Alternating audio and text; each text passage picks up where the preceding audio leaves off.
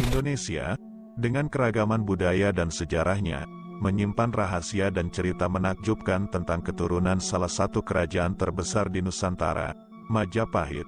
Kerajaan ini berdiri mulai tahun 1293 hingga sekitar tahun 1527, menjadi pusat peradaban di Jawa Timur. Masa keemasan Majapahit diraih ketika dipimpin oleh Prabu Hayam Wuruk, yang dikenal sebagai salah satu penguasa besar dalam sejarah Indonesia. Dalam catatan Kitab Negara Kertagama yang ditulis oleh Empu Prapanca pada tahun 1365, terungkap bahwa Majapahit memiliki 80 kerajaan bawahan yang tersebar dari Sumatera hingga Papua. Meskipun sejarawan modern masih berdebat tentang angka tersebut, tidak ada keraguan bahwa Majapahit pernah menjadi imperium yang kuat dan luas di Nusantara.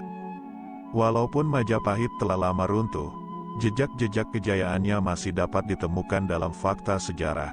Hal yang lebih menarik adalah keberlanjutan keturunannya, yang mewujud dalam salah satu suku di Indonesia yang dikenal sebagai suku Tengger. Dalam buku Filsafat dan Kearifan dalam Agama dan Budaya Lokal, yang dikarang oleh Syarif Hidayatullah DKK, disebutkan bahwa suku Tengger adalah keturunan langsung Majapahit. Bahkan sejak awal berdirinya kerajaan Majapahit, Tengger telah diakui sebagai tanah hila-hila, yang berarti tanah suci. Penduduknya dianggap sebagai abdi kerohanian Sang Hyang Widiwasa. Suku Tengger terkenal sebagai komunitas yang taat dalam menjalankan kepercayaan dan tradisi agama mereka. Mereka masih memegang teguh keyakinan akan keberadaan roh dan alam gaib yang mempengaruhi nasib manusia. Bagi mereka, kekuatan alam dan spiritual memiliki peran penting dalam menentukan keberhasilan atau kegagalan suatu usaha manusia. Dengan demikian, suku Tengger bukan hanya merupakan penjaga warisan sejarah Majapahit, tetapi juga penerus budaya dan kepercayaan spiritual yang telah diteruskan dari generasi ke generasi.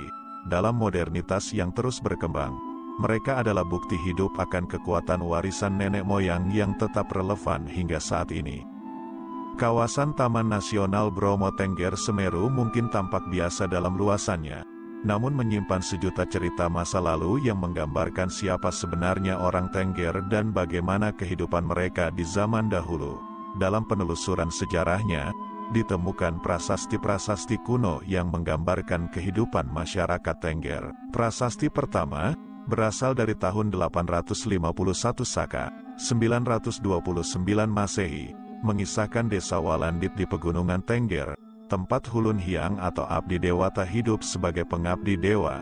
Prasasti kedua dari abad yang sama mengungkapkan bahwa penduduk di wilayah ini memuja Gunung Bromo dan dewa yang disebut Sang Hyang Swayambhuwa, yang setara dengan Dewa Brahma dalam agama Hindu.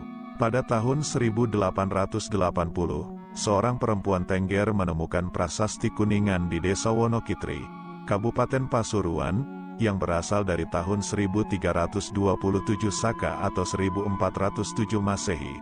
Prasasti ini mengkonfirmasi eksistensi desa Walandit dan mengungkapkan bahwa tanah di sekitarnya dianggap suci. Masyarakat Walandit dibebaskan dari kewajiban membayar pajak upacara kenegaraan karena mereka wajib memuja Gunung Bromo. Nama Walandit juga disebut dalam Kakawin Nagara Kertagama sebagai tempat suci yang dihormati oleh Kerajaan Majapahit. Di masa Majapahit, kemungkinan besar Walandit adalah salah satu mandala yang dipimpin oleh seorang dewa guru, seorang pendeta yang sangat berilmu. Mandala tersebut mungkin juga dihuni oleh para resi atau pertapa yang hidup dalam pengasingan. Prasasti Walandit dan naskah-naskah kuno menunjukkan bahwa kawasan Bromo Tengger Semeru telah dihuni sejak masa kejayaan Kerajaan Majapahit. Ini memunculkan pertanyaan tentang asal-usul orang Tengger. Apakah mereka adalah keturunan langsung Majapahit atau pengungsi yang diterima oleh masyarakat Walandit karena tekanan ekspansi kerajaan Islam Demak pada abad ke-16 Masehi? Selain itu, adanya keyakinan keagamaan dan adat istiadat Hindu di kawasan ini juga terbukti dari prasasti kuno dan naskah Tantrika Mandaka yang menggambarkan upacara adat Tengger. Upacara tersebut melibatkan penggunaan api penyucian dari Dewa Siwa dan Dewi Uma yang ditempatkan dalam kuali maron, yang melambangkan kawah Gunung Bromo. Seiring berjalannya waktu, Identitas orang Tengger mengalami perubahan dan tantangan. Pada akhir abad ke-19, pengaruh revitalisasi Islam mulai memengaruhi kawasan Tengger, dan kepercayaan terhadap dewa-dewa Hindu semakin memudar. Selama pendudukan Jepang, banyak teks doa Tengger yang disembunyikan, dan tradisi lokal mulai meredup. Kekhasan sejarah dan agama orang Tengger tetap menjadi daya tarik yang kuat, menarik perhatian pemerhati dari dalam dan luar negeri. Perayaan Kasada yang diadakan setiap tahun juga menjadi bukti bagaimana tradisi dan identitas orang Tengger masih hidup hingga saat ini. Dengan demikian, Bromo Tengger Semeru tidak hanya menghadirkan panorama alam yang memukau, tetapi juga merupakan tempat yang kaya akan sejarah, keyakinan keagamaan, dan tradisi budaya yang unik. Ini adalah cerminan dari bagaimana perubahan zaman dan berbagai pengaruh luar tidak pernah menghapuskan akar-akar kuat dari kehidupan orang Tengger.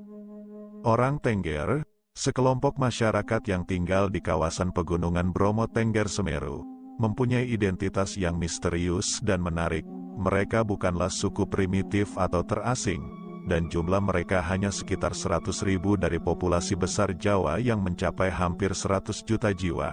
Namun, sebagai masyarakat kecil yang hidup di tengah-tengah masyarakat yang berkembang, orang Tengger sering kesulitan dalam upaya untuk meraih kembali jati diri dan sejarah mereka yang kaya. Sebelum gerakan reformasi Hindu pada tahun 1980-an, usaha orang Tengger untuk merumuskan kembali warisan leluhur mereka dan hubungannya dengan masyarakat Jawa hanya bergantung pada sumber-sumber budaya lokal. Namun, seiring berjalannya waktu, pengertian tentang apa yang disebut desa Tengger menjadi problematis. Beberapa desa yang dahulu dianggap sebagai desa Tengger, sekarang tidak lagi mempraktikkan adat istiadat Tengger. Pemahaman yang berkembang adalah bahwa desa Tengger mencakup desa-desa di 4 kabupaten yang mayoritas penduduknya beragama Hindu dan masih mempertahankan adat istiadat Tengger. Desa-desa ini termasuk Ngadas, Jetak, Wonotoro, Ngadirejo, Ngadisari, di Kabupaten Probolinggo, Ledokombo, Pandansari, Wonokerso, di Kabupaten Probolinggo, Tosari, Wonokitri, Sedaeng, Ngadihwono, Podokoyo, di Kabupaten Pasuruan, Keduwung, di Kabupaten Pasuruan, Ngadas, di Kabupaten Malang, dan Argosari serta Ranupani, di Kabupaten Lumajang. Orang Tengger terkenal sebagai petani tradisional yang tangguh, tinggal berkelompok di perbukitan yang dekat dengan ladang mereka. Cuaca dingin di daerah ini membuat mereka betah bekerja di ladang dari pagi hingga sore. Sebagian besar penduduk, 95%, mencari nafkah sebagai petani, sementara sebagian kecil, 5%, bekerja sebagai pegawai negeri, pedagang, buruh, atau dalam bidang jasa. Mereka menawarkan berbagai layanan seperti penyewaan kuda tunggang untuk wisatawan, menjadi sopir jeep, biasanya dengan mobil mereka sendiri, dan menyewakan kamar untuk para pengunjung. Pertanian mereka terutama menghasilkan sayur-sayuran seperti kubis, kentang, wortel, bawang putih, dan bawang prei.